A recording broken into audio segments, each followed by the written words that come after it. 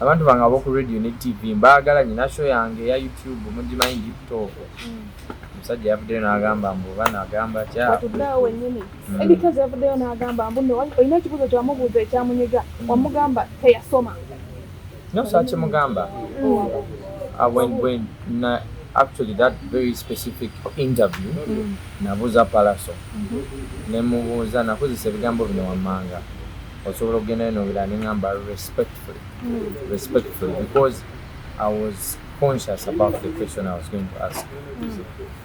Nembuze ekibuuzo nti mukwata mutya omuntu ataasoma ne mumuwa federation agikulembere.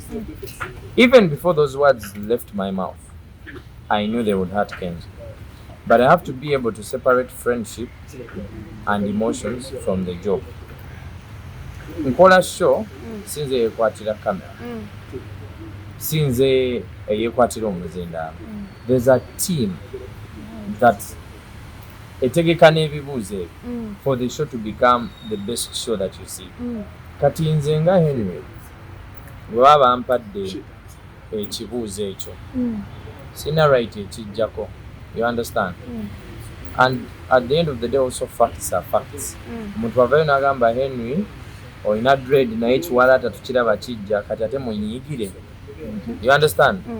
So at the end of the day facts are facts, but out of professionalism and courtesy kyovolaba n'omukulu Palaso nali ntudde naye namugamba respectfully naye era munaye ebyokunyiga tebibulamu. But we talked about it actually because namusaba Deep Talk nangamba ekintu kyekimu nangamba onsaba otya Deep Talk ate woobanga ogamba nti saasoma. So on behalf of the station, the show, nze nga face waayo nze abagenda okubwa emiggo from Eddy Kenzo because ebigambo byava mu nze. But then at the end of the day ebibuuzo ebimu birina okubuuzibwa. If I wake up and I have an interview with Museveni or if I have an interview with any big person, ekibuuzo ekirina obuuzibwa professionally mba nyina okukola ki. Even if it's my mother, mba nyina okukibuuza because it is what the show demands. Yeah. Gwenga wajjusa okudda mu mbuzo kwate wali nnyo interview one on one bino bitandika okuvaayo okyejjusa? No, my agency, the slogan Engombo Kwentambulira is building legacies. I wanted to do this olwaleero oba olaba video eno tekamu radio and music ku YouTube ng'ogyeko ennyimba ze baayimba ne video ze baakola tekamu radio and music olaba obujja balabako nga bayimba nga sound mulungi ng'ebivulu bino bye tutegeka because they were great people but they did not document themselves. You understand?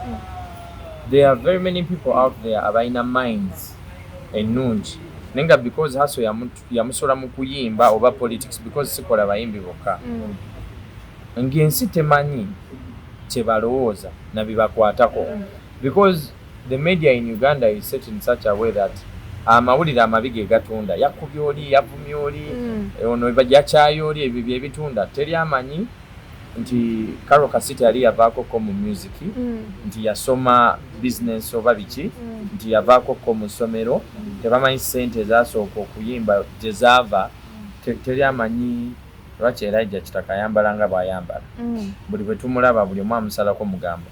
All that is information that is portrayed on my show. Now me, I'm a journalist, I'm a creative who is not going to end in Uganda.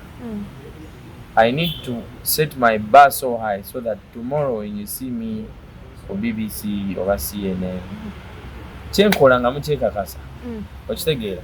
How many people do we have that have left this country never agenda okukolera? So if I don't set my bar so high, who's going to do it? Besides ate lwaki abala babikola ffe wano ne bitulema?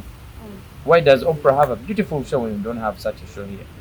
Why does Steve Harvey have a good show? Tujina kamera teziriiwo, emizindalo tegiriiwo, tulabika bubi, oluzungu tetulumanyi. So why not?